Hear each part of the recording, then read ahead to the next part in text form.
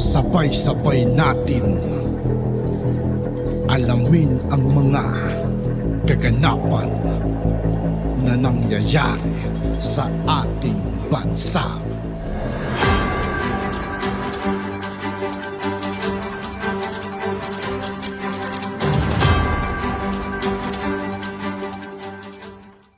Yo, what's up mga kaibigan? This is I2K po again. Ngayon, nandito naman ulit tayo sa channel ni Philippines Trending News. Dito naman ulit tayo magbibigay ng komento at reaksyon.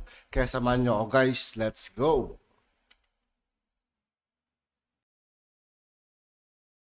Magandang araw sa atin. No? Ngayon po, binulaga po. Ang dami nagme-message po sa akin. Ingat kayo, ingat kayo. Mukhang ano na yung mga vlogger. Alam po ninyo, no? Yan nga po ang pag-uusapan natin. No? Totoo ba na may kaso na si General Macanas at si Captain Dado? Parang so far, wala naman. No? Parang mga general statement na tutugisin. No? Ito po yung madalas ko pong sinasabi sa inyo. Napuna ko po yan. Ang dami pong pumapasok dito sa channel natin na nagpo-provoke ng magsalita ka, di ba? Particular sa dalawang issue, yung pulburon tsaka yung sa may, ano yan? Pulburon at tsaka doon sa may manifesto. So, nakita nyo naman, no? Kahit papano, dapat mabibilis yung mga vlogger. Sige po, yan po isang tatalakayin natin, no? Paano po dapat yung mga vlogger? Ito po, siguro, alam niyo nakakadala yung ano, no? Yung mula po nung naalala nyo, mula po nung nag-rally tayo. Ako po nananawagan ako ng rally, pero napaka-legal po ng rally, no? 'Di ba? Nanawagan ako sumama tayo, yung mga naniniwala kay Pangulong Duterte, pakita tayo ng support. Yung po kasi mga legal na ano yun. Yung iba po kasi, siyempre, alam po ninyo, iba po to eh. Iba yung administrasyon na to. Parang meron talagang tinitingnan nila, sinusuri nila yung bawat sinasabi natin, no? Kaya po, ang ibig ko pong sabihin dito sa ating mga vloggers, total isa naman po ako sa siguro matatawag nating may edad na, no? Wag po tayong padalos-dalos sa pagsasalita, no? Hindi po 'to panahon ni Pangulong Duterte. Na banatan lang, 'di ba? Nasanay tayo, baka nasanay po tayo nung panahon ni Pangulong Duterte na binabanatan tayo ng mga kakamping, dilawan, media, at kung sino-sino pa. Tapos nagko-kontra banat lang tayo sa kanila. Very malaya po eh. Malaya po yung ano, very healthy po yung wala po mga threat. Kasi si Pangulong Duterte mismo, ganun yung diskarte niya, di ba? Pag binanatan niyo siya, babanatan lang din kayo. Hindi po uso kay Pangulong Duterte yung kakasuhan ka. Hindi uso. Wala tayong narinig na yung mga taga-Rappler pinakulong ni Pangulong Duterte. Wala tayong narinig na binabara niya lang, di ba? Baka nasanay po tayo sa ganun, no? Hindi po ibig sabihin na nasanay tayo na napakalaya nung panahon ni Pangulong Duterte. Yung sinasabi po nila na marahas yung nakaraang administrasyon, baliktad po eh. Yung nakaraang administrasyon po ay napakalaya ng mga tao. Yung panahon lang po, yan, kitang-kita nyo sila, di ba? Yan, tignan nyo, kitang-kita nyo po eh. Nagpo-provoke po sila na makakuha sa akin ng mga, baka magkamali ako, mapikon nila ako, makapagsalita ako. Alam niyo po si Badong, isa po sa mga attributes ni Badong, pasensya na kayo mga trolls na nanghuhuli ng mga sinasabi ko. Mentras na nagagalit si Badong, lalong tumatalas yung isip ko na ito yung mga hindi dapat sabihin, ito yung mga dapat sabihin. No? Hindi po ako yung pag nagagalit, nawawala na sa sarili. Alam kong galit ako. Naha-high blood lang ako pero hindi niyo po ako halataan niyo eh. Kaya sila ngayon ang gagalitin natin. Anyways, nung panahon po ni Pangulong Duterte, bayad-bayad lang, no? Bayad-bayad. Nabasa ko yung bayad. Anong panahon ni Pangulong Duterte? Banatan lang. Malaya lahat, no? Pwede nga tawagin si Tatay Digong noon na Digong nyo o kung ano pa man, no? Talagang ilang beses siyang binabanatan ng Rappler. Harap-harapan nga si Bergonya, no? Mayor, Mr. President, sino pa po ang susunod na mamamatay na mayor? Ganun po Ganun po ang banatan nun eh. Pwedeng harapan at harapan ka rin titirahin ni Pangulong Duterte. Naalala ko yan eh. Okay. So, para po sa ating lahat ng mga vlogger, sa maniwala kahit sa hindi, iba po ang sitwasyon ngayon. Hindi po pwedeng sabihin nyo yung, yung mga gusto nyo lang sabihin. Dapat po maging responsable tayo. Yan po yung inaano ko sa true example di ba? Dapat lahat ng sinasabi nyo na fully research nyo, meron kayong basihan. Yan po yung aral nung kay Eric at saka kay Badoy, di ba? Dapat yung sarili ninyo, no? Alam nyo yung sinasabi nyo. Kaya pinaka-safe po sa mga vlogger, lalo na po kung kayo po ay hindi po maka-administrasyon, no? Ang pinaka-safe po nating pwedeng, wag po yung mahirap po kasing gawing nating basis ng ating vlog. Yung mga vlogger na galit yung administrasyon. Nakukuha po nyo? Dapat meron kayong independence. Alam ko marami sa atin humahanga kala Maharlika, kalasas, at kung sino-sino pa na hinahanga natin mga vlogger. No? Pero hindi po dapat na sila na po ang sapat na po yun na pag source, sila yung source natin, okay na po yun. No? Dapat po, kung gusto talaga nating may laban-laban tayo sa safety, no?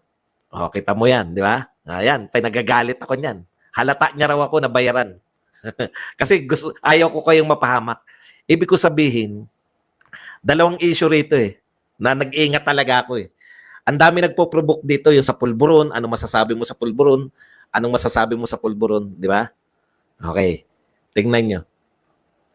Yung masasabi nyo sa pulburon. Hindi ako nagre-react. Pinipigilan ko yung sarili ko kasi alam ko, no? Eto, puputok to, pambait nila yan Hindi ko alam kung saan papunta yung issue ng pulburon. Kaya ako, hanggat hindi ko nakikita, very safe ako ron na, teka muna, hanggat hindi ko yan nakikita, hindi ako magre-react na parang totoo na yan. Kasi ang dali natin pitikin Sa totoo lang, yung mga media, kaya sobrang tatapang niyan. Meron silang organization. Merong may-ari yung media na mga munyam. Mga munyaman po may-ari ng mga media. Hindi naman po mga pipitsuging mga tao yung may-ari ng ABS-CBN, GMA7. No? Tayo po, protektahan po natin yung sarili natin. Pwede po tayong bumanat. Katulad po ng ginagawa ko. Kumukuha tayo ng impormasyon.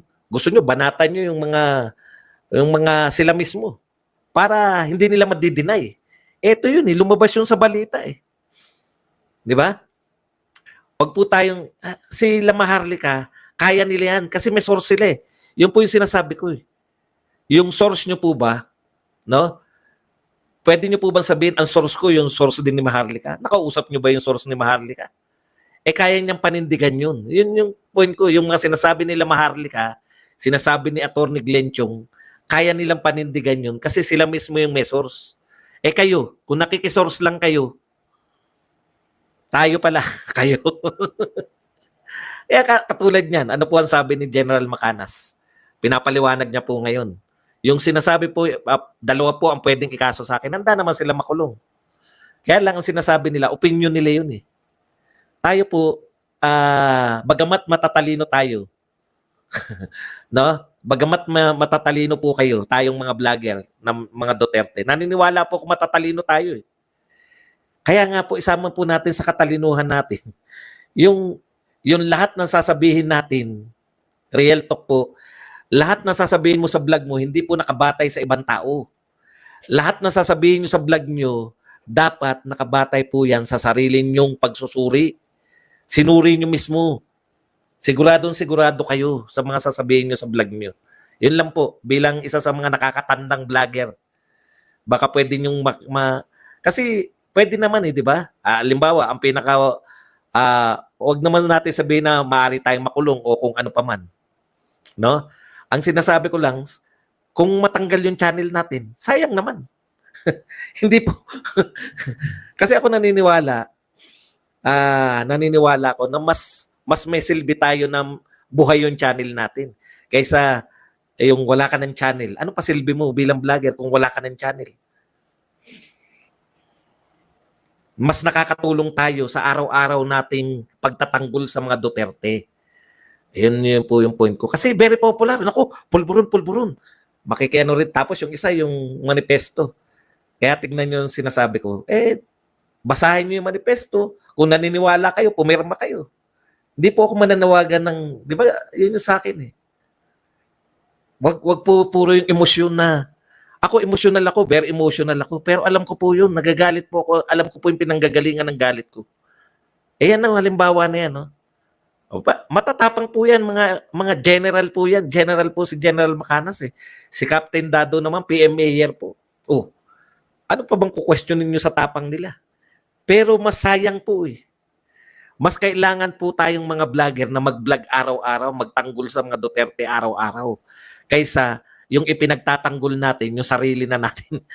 Dahil lang sa, pwede namang maiwasan. Yeah? Pwede ka naman bumanat na nakabatay talaga sa pag-aaral mo. Hindi ko naman sinabing wag na tayong manood at makinig. Ikaw mismo, sigurado ka ba na yung sinasabi mo ay ayon sa iyong pagsusuri? Pag ayon sa iyong pagsusuri yan, okay na yan. Sinuri mo yan eh. Ibig sabihin, katulad si General Macanas, makulong man sila, ayon sa kanilang pagsusuri yun, ayon sa kanilang opinion. Mahirap kung opinion ng iba yung magiging dahilan ng pagkakaroon mo ng kaso. Hindi po ba? Mas maganda, opinion mo yun. Opinion mo yung sinasabi mo. Magkakaso ka man. Opinion ko yung akin yan eh. Naniniwala ako dyan eh. Hindi yung bumilib ka sa isang vlogger at sinabi mo, inire-echo mo yung sinasabi niya without, wag nyo pong kakalimutan kung magre-echo man kayo, wag nyo pong kakalimutan na ayon kay ganitong vlogger, ayon kay Badong Aratilis. Di si Badong Aratilis ngayon yung mapapahamak, hindi ikaw. At siguraduhin mo na sinabi ni Badong yun. Di ba? Siguraduhin mo na sinabi ni Badong yung i-quote mo sa kanya. Ganun po yun, no? Tapos na. At yun nga po mga kaibigan, dito po nagtatapos ang ating reaction video. Muli ako po si I2K ng Sundalo ng Dunggalo. Maraming salamat sa patuloy na pagsuporta. Yeah, peace out.